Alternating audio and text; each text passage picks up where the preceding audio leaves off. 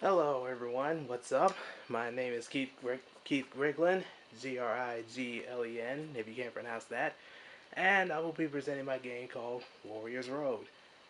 This is a co-op game that can have up to 4 to 6 players, and the world building idea behind this game is that the whole board acts as a wide area of populated cities that are being taken over by these evil invaders. And they want to destroy them because, well, they're evil, of course. Nobody wants to hear the real reason why. And then there's people that's going to stop them from taking over the world and destroying everything. And of course, that's the squad, the warriors, you and your team. You go around and defeat all enemies and make yourself stronger to defeat them quicker to win the game.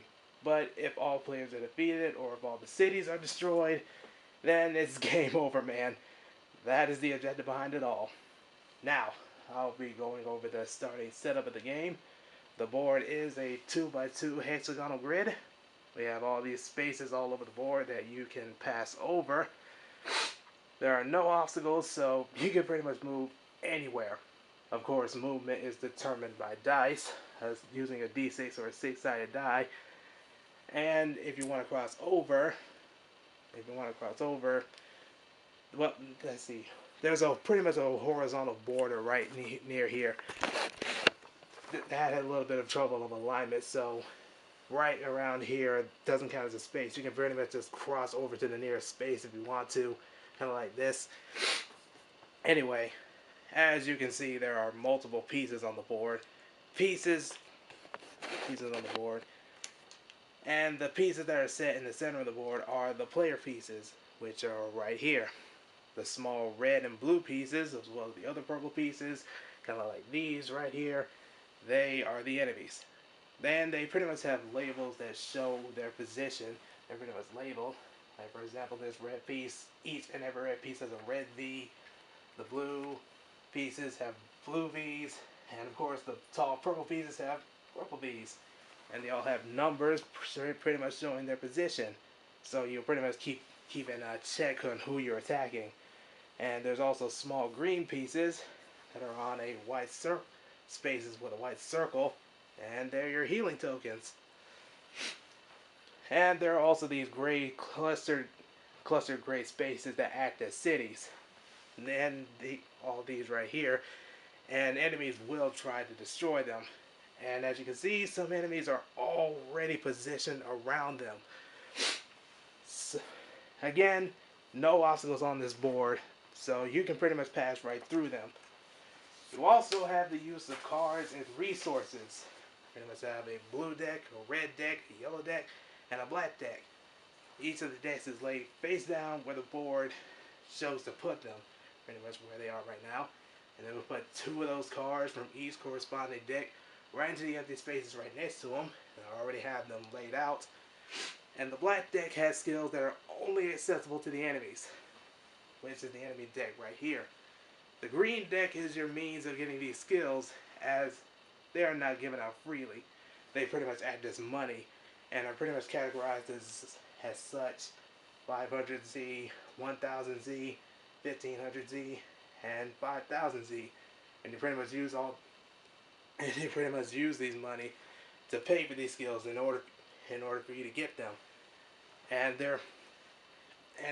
in the other decks, there are offensive skills that show how much damage that you can do to an enemy, and upgrade skills to show how much it increases your stats. If you buy a card with more money than the card gives out, then you pretty much can obtain change. For like example, if you paid 1500Z for a skill that costs 500Z, then the player pretty much gets 1000Z along with the skill.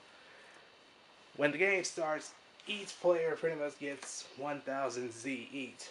Like if there was 4 players, you pass around 4 1000Z, or if there was 6, you pass around 1000Z, pretty much.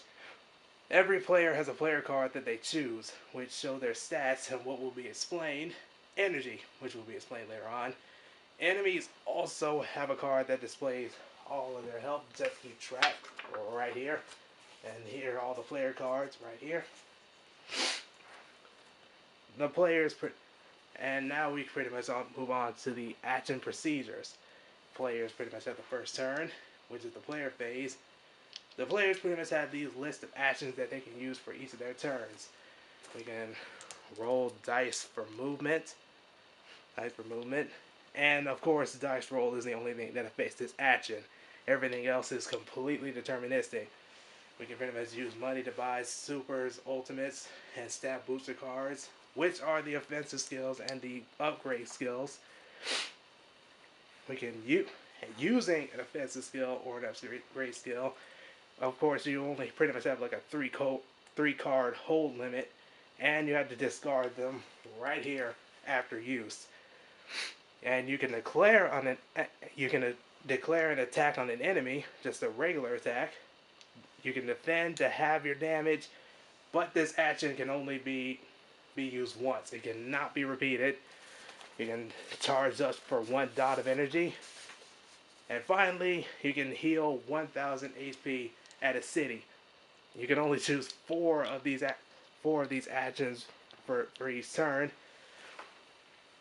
And other than action to roll dice for movement, again, the other actions are completely deterministic.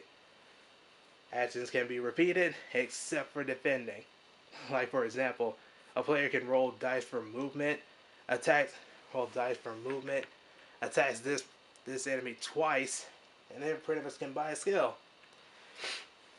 Now we can go and now when all the players have had their turn, it will now be the enemy phase, the enemy's turn. And the enemy actions are all determined by dice roll.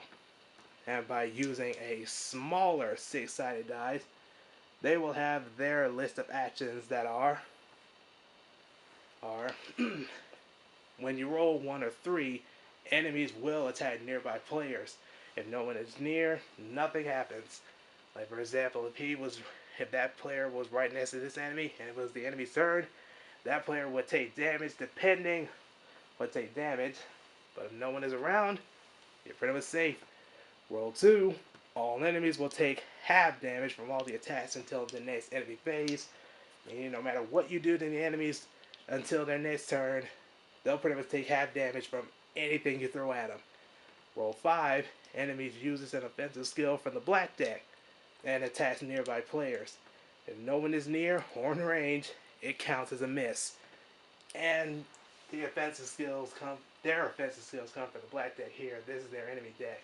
And the offensive skills will be explained later on. So we'll get to that later. And if you roll 4 or 6, enemies attack the nearest city. If there are no enemies near cities, nothing happens.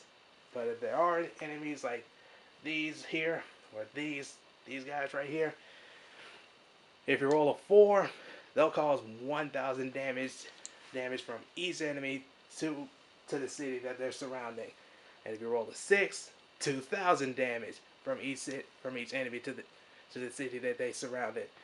Oh, and keep in mind that not all enemies have a separate turn order. The enemy phase affects all enemies in one turn. For example, if an enemy dice pretty much rolls a 1, all enemies attack all at once and damage any nearby player. After that, it will be the player's phase once again.